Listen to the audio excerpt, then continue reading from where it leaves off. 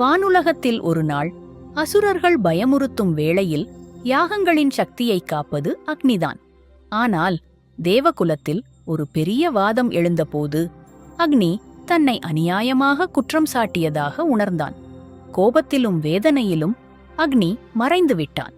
அந்த நாளில் யாகங்கள் சக்தியிழந்து பூஜைகள் நிறுத்தப்பட்டன. தேவகுலம் இருளில் தள்ளப்பட்டது. தேவர்கள் அனைவரும் தேடிக்கொண்டே இருந்தார்கள், அக்னி எங்கே போனான் என்று. அக்னியை தேடி பிரம்மா, விஷ்ணு, சிவனிடம் உதவி கேட்டனர். இறுதியில் ஒரு ரிஷியின் தபசால் அக்னி மீண்டும் தோன்றினான். அப்போது அவன் சொன்னான், என்னை குற்றமின்றி குற்றவாளியாக்கியதால் இந்த உலகம் என்னை இன்றி எப்படிப்பட்ட வேதனையை அனுபவிக்கிறது என்பதை காட்டினேன். அந்த நாளிலிருந்து அக்னிக்கு எல்லா யாகங்களிலும் முதல் மரியாதை கிடைத்தது.